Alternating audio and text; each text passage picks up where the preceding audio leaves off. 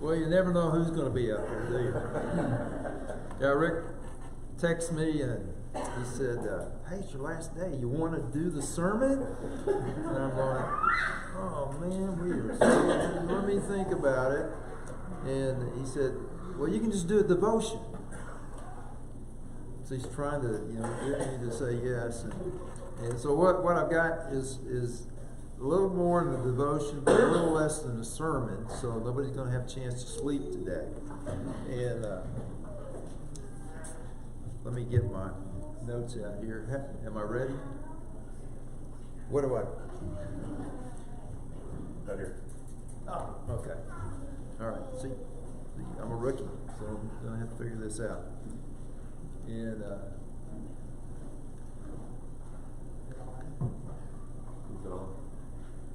man, I don't know. Nope. There we go. That's all. Well, I guess so. It's not going to work out. Yeah, we're going to talk about I'm the True Vine. This past weekend, we went to North Carolina. My middle son's graduation. He graduated from Duke with his doctorate degree in environmental engineering, and this kind of sums up the day for how we felt about graduation. He's jumping in the air, and finally, we had a little silhouette thing that I think we gave him in high school. It said "finally," and then he graduated from college. He thought, "Finally." Well, I took that little silhouette out to him and gave it to him again. I said, "Finally." The kid's 33 years old, and just been going to school constantly, it seems like. So he's finally through.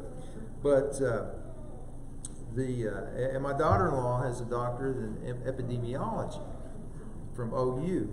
So they're both involved in a lot of research. So in order to stay up with them, I was reading a book on the history of research titled "The Structure of Scientific Revolutions" and by Thomas Kuhn. This guy's got a real unbelievable grasp of scientific knowledge and how it developed, and it's real highbrow stuff I'm trying to read so I can kind of talk to them a little bit. And as you guys know, we've been really, really busy these past 2 months, really getting this house sold and moving and closing on a house in Guthrie, and we close on our house here this coming Friday. In the last 2 days, we've had a sale. So all this stuff's going on.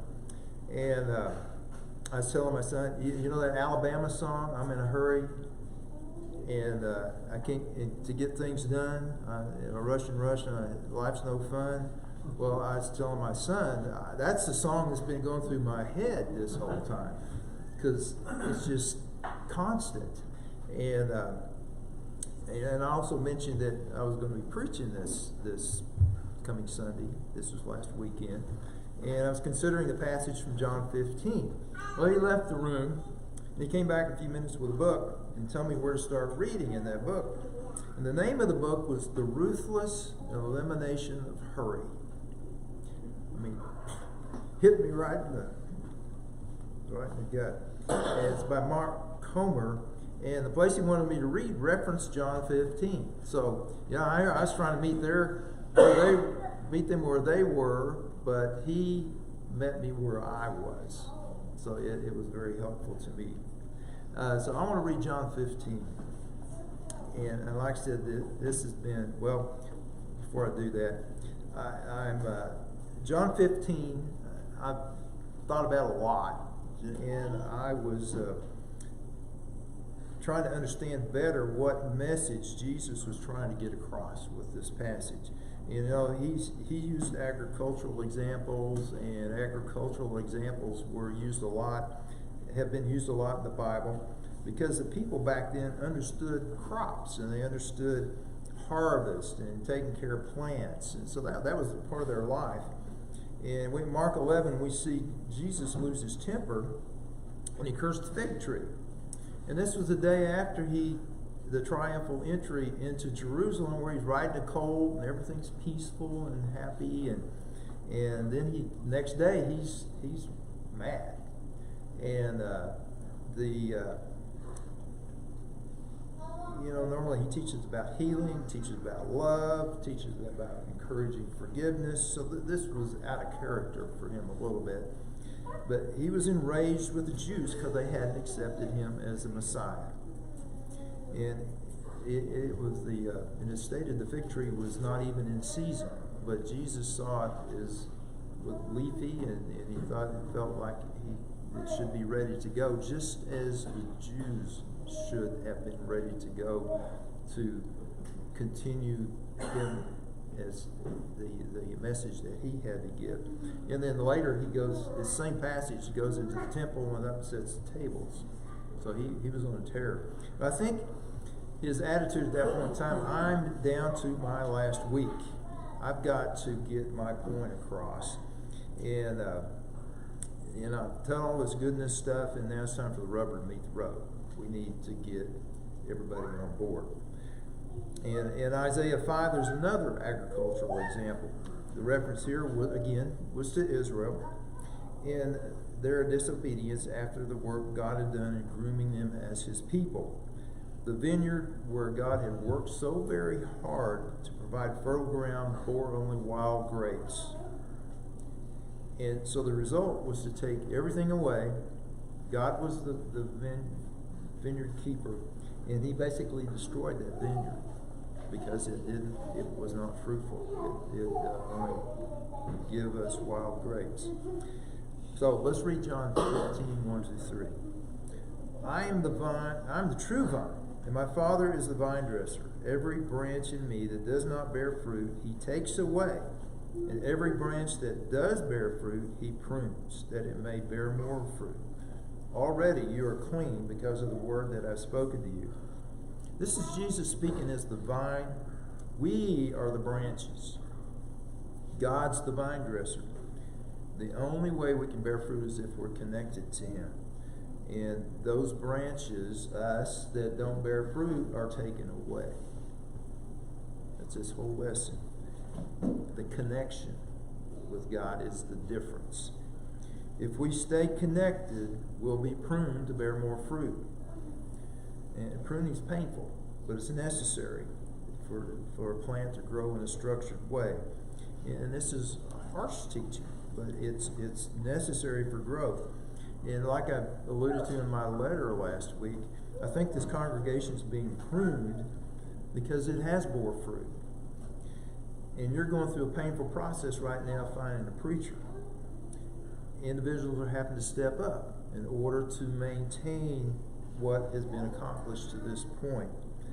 And if everyone contributes, it will result in healthy growth and the congregation ready for this new minister to come in. Let's read John 4-9. Abide in me, and I in you, as the branch cannot bear fruit by itself unless it abides in the vine. Neither can you unless you abide in me. I'm the vine, you're the branches. Whoever abides in me and I in him, he it is that bears much fruit. For apart from me, you can do nothing. If anyone does not abide in me, he's thrown away like a branch and withers, and the branches are gathered and thrown into the fire and burned. So keep that in mind. What's abide mean? It's got several meanings. To bear patiently. When we abide someone, that we tolerate them. And that's what God does to us. He tolerates us. To endure without yielding. And then we need to do that for God. Endure and not persist in our faith. Abide means to remain stable or fixed, and here again that's important for us to be consistent in our faith. But more to the point, the word abide comes from the word abode. It's a place where we live. That's our home. This is where we need to reside in order to live a life connected to Christ. We cannot live connected to Christ if we don't spend time with him.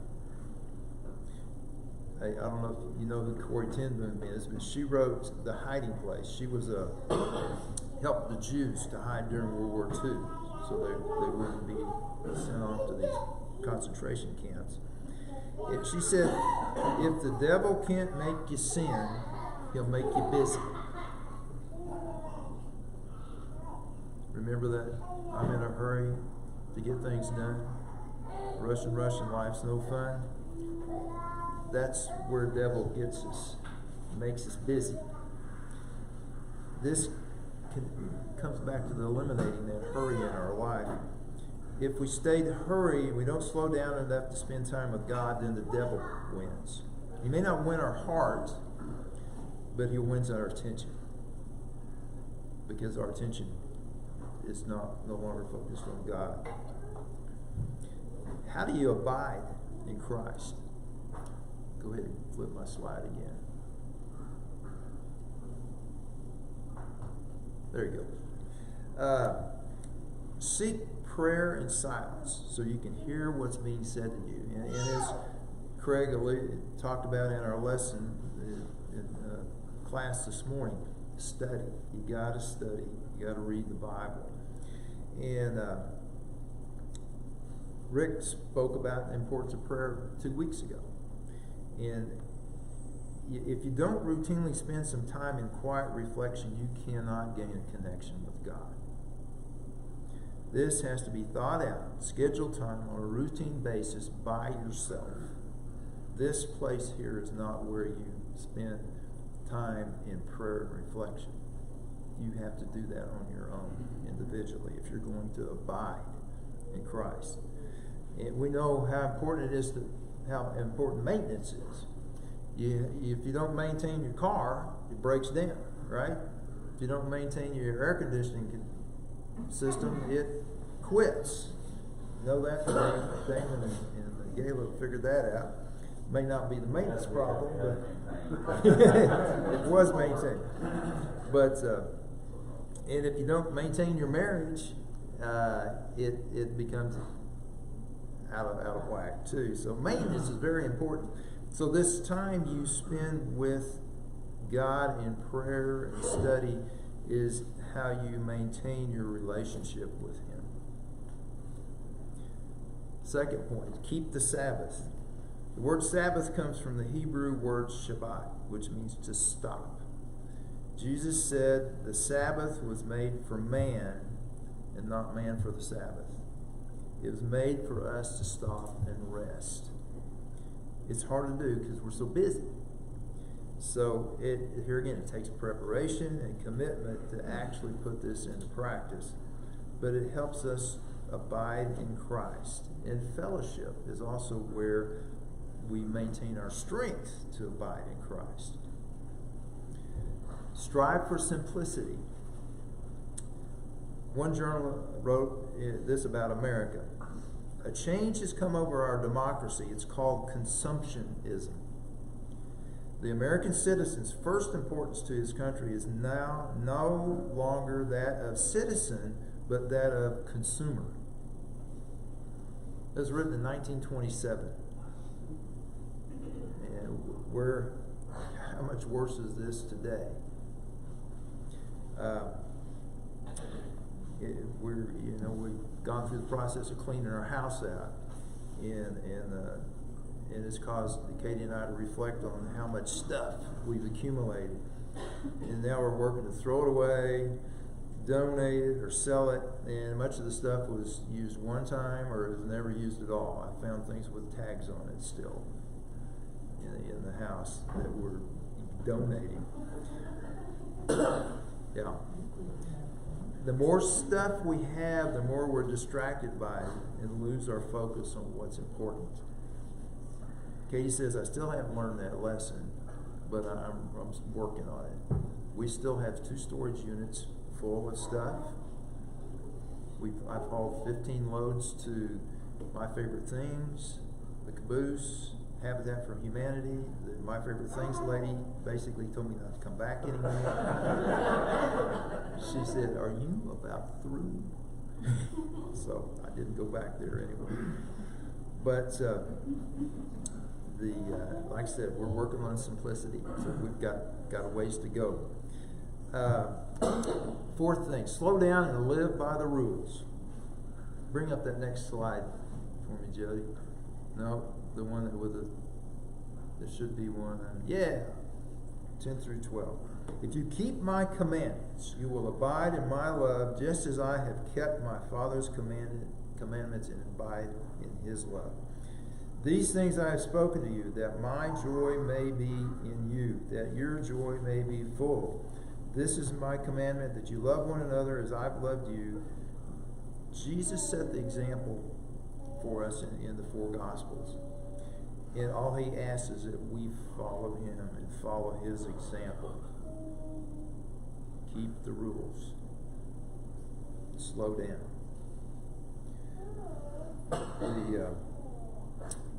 I want to close, but I get to lead one more song. Get out of here. And it's Abide With Me. You'll bring the slide up. And this song was written by Henry Light. He was an Anglican priest in the early 1800s. He wrote it 2 weeks before he died. In 1927, it replaced Alexander's Ragtime Band as the opening song for the English Football Association's Cup final. That's soccer. And 2 years later, the Rugby League adopted it at their Challenge Cup final. And it's still sung to this day. And it's probably the closest thing to some of these participants get to the church service. This is in their lives. But I think it's a great song and an old song. Hopefully all of you will remember it. Abide with me, fast falls the eventide, the darkness deepens, Lord, with me abide.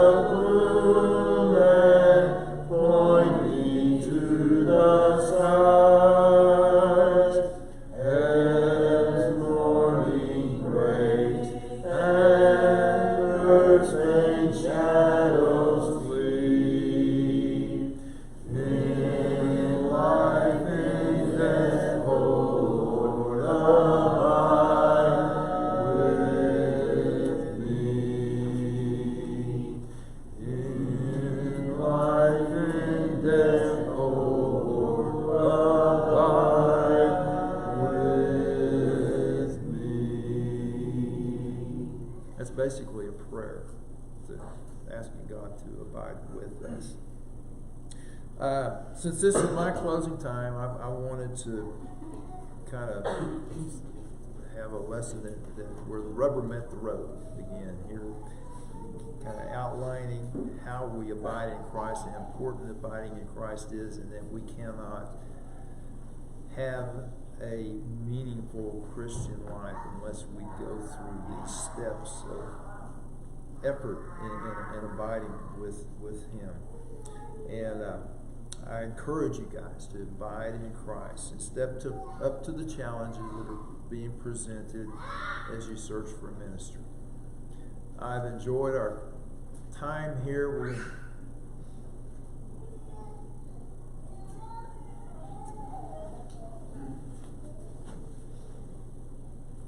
I got my mom's gene.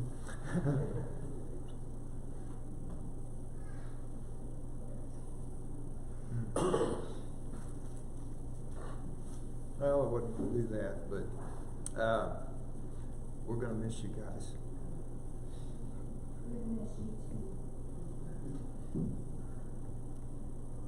It's been a great ride. We're looking forward to new opportunities. I know you guys are going to do good. Rick and Craig are working hard, and they're going to get you a new minister, and you just support them. All I ask you to do is support them. Dylan, go ahead and sing your final song, and then we're going to go into a business meeting.